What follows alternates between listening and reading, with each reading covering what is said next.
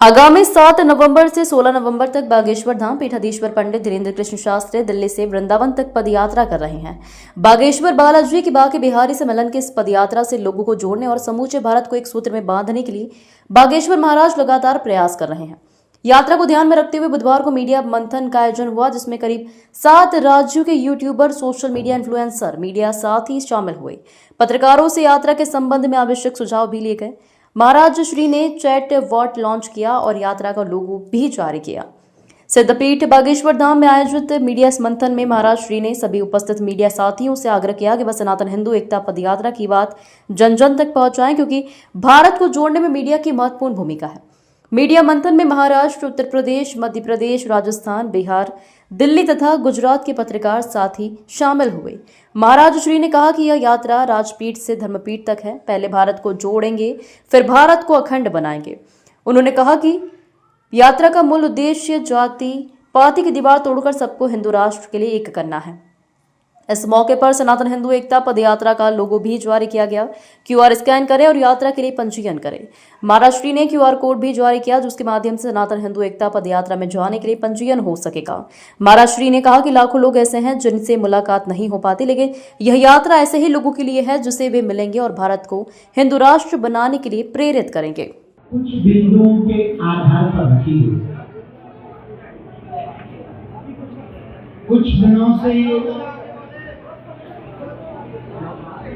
जब से दूसरी पदयात्रा का संकल्प हमने सबके सामने कहा, तब से बहुत से लोग दिल्ली वृंदावन की पदयात्रा से शायद कुछ लोग कुंठित हुए और उन्होंने तरह तरह की चालाकियां प्रारंभ कर दी, चाहे वो साइबर हमला हो, सोशल मीडिया पर प्रायोजित वीडियो हो, या गलत थंबनेल लगा करके वीडियो को प्रसारित किया जाए। उससे भी कोई दोए नहीं है। वो अपना काम कर रहे हैं, हमें अपना काम करना है। हाथी चले बाजार, हम नहीं कहलवा सकते। पर आज की मीडिया मंथन जो रखी गई, हमारी प्रार्थना है धाम की कोई भी जानकारी आप प्रसारित करें तो धाम की टीम भी है, मीडिया टीम भी है, यहाँ 24 घंटे रहने वाले लोग भी हैं, पत्रकार भी हैं लोकल के। कृपा करके उनसे पहले क्रॉस चेक करवा, ताकि गलत चीज बिना तथ्य के प्रसारित ना हो और आप लोगों पर और आपकी विश्वसनीयता पर कोई उंगली उठाए।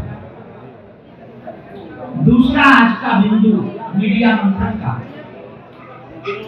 जो धाम की सेवाएं लगातार चल रही, निश्चित रूप से आप जन जन तक पहुंचा रहे हैं।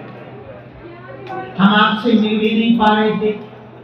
हर 4, 5, 6 महीने में हम लोग मीडिया मंथन के द्वारा आपके प्रश्नों के उत्तर दें।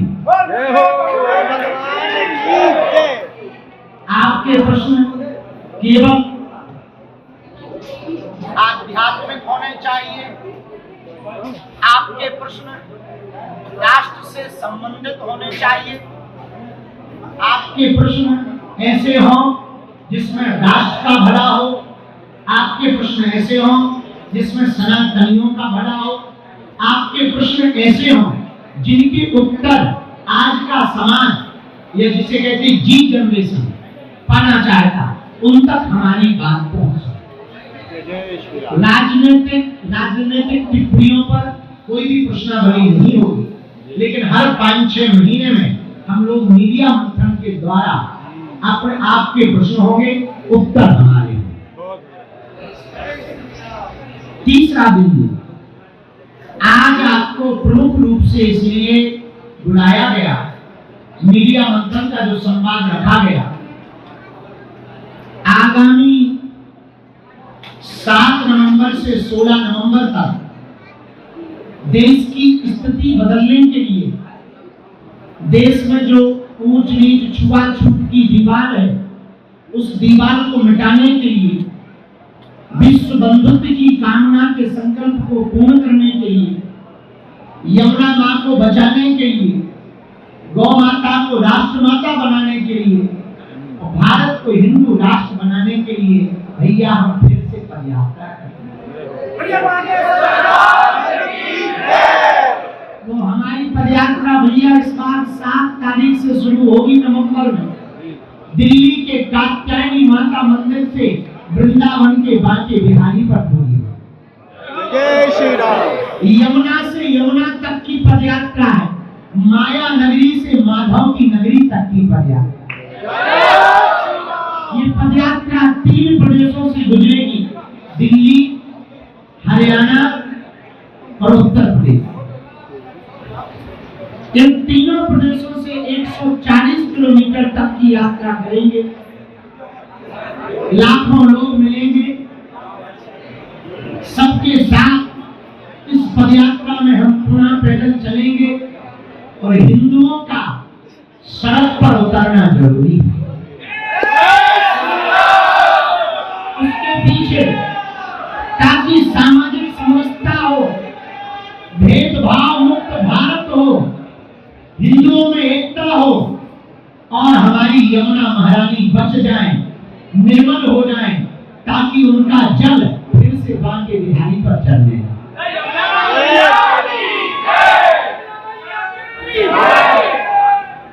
इसीलिए इस बार की पदयात्रा देश की स्थिति और परिस्थिति बदली, क्योंकि इस बार की पदयात्रा राजधानी से है।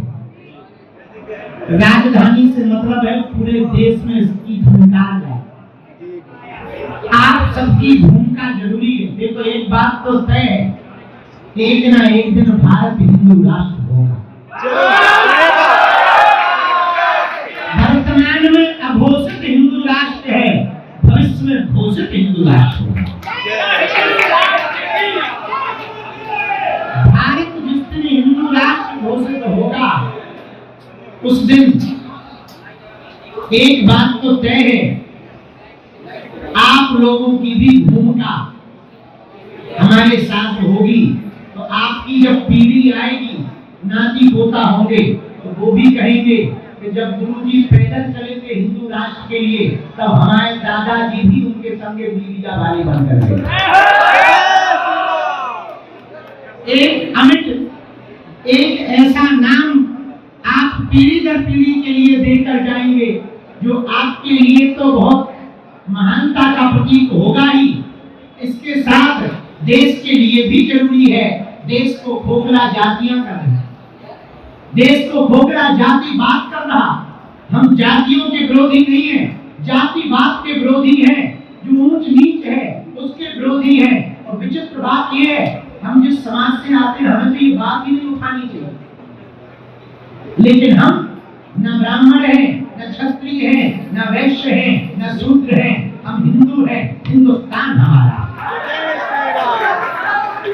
ये बात अलग है, हमारा जन्म शुक्ल वंश में हुआ, हमें अपनी परंपरा पर गर्व है, अपनी वर्ण व्यवस्था पर गर्व है, अपने वेदों पर गर्व है, लेकिन अभिमान नहीं है। हम हिंदू हैं, हिंदुस्तान हमारा। हम भी यही चाहेंगे। जो जातियों का भेदभाव है, छुआछूत का भेदभाव है, ऊंच नीच का भेदभाव है, 1400 ईस्वी में स्वामी रामानंदाचार्य महाप्रभु ने इस संकल्प को दोहराया था। कबीरदास जी को चेला बनाकर, रैदास जी को अपना शिष्य बनाकर रामानंदाचार्य जी ने जो परंपरा चलाई थी, जो आज जगतगुरु शंकराचार्य ने चारों मठों की स्थापना करके परंपरा चलाई थी, अब हमने भी प्रण ठाना है उन्हीं महापुरुषों के वचनों को मानकर इस देश में जब तक छुआछूत नहीं मिट जाएगी, जात पात ऊंच नीच नहीं मिट जाएगी, ये अभिमान नहीं लोगों का चला जाएगा, हम तलवारों की लड़ाई नहीं विचारों की लड़ाई करेंगे। ये विचारिक क्रांति है। इसे विचारों के द्वारा दिल्ली से जब वृंदावन तक लाएंगे तब 3 प्रदेशों में ये विचारिक क्रांति होगी। धीरे धीरे भारत के सभी राज्यों में होगी, धीरे धीरे सभी जिलों में होगी, सभी गांवों में होगी, सभी लोगों में होगी और भारत हिंदू राष्ट्र होगा।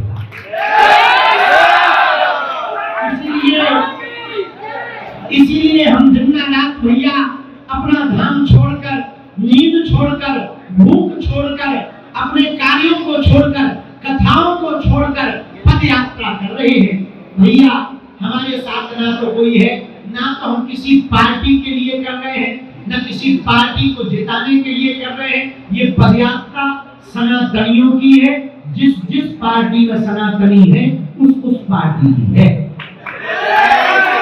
नहीं किसी नेताओं की यात्रा है। भैया इस देश को हिंदू राष्ट्र बनाने के लिए एक ही रास्ता है। पूछो क्या? साधु संतों का कमंडल और बागेश्वर धाम का सुंदर का मंडल। तो संतों ने तो आशीर्वाद दे दिया, ब्रजवासियों ने आशीर्वाद दे दिया, वृंदावन वाले सभी संतों ने आशीर्वाद दे दिया, दिल्ली के सभी महापुरुषों ने आशीर्वाद दे दिया। अब भैया आप लोगों से प्रार्थना है, 2-2 दिन का टाइम की छुट्टी ले लेना, 7-7 दिन की छुट्टी ले लेना। 7 नवंबर से 16 नवंबर तक दिल्ली से वृंदावन तक की तैयारी कर लेना।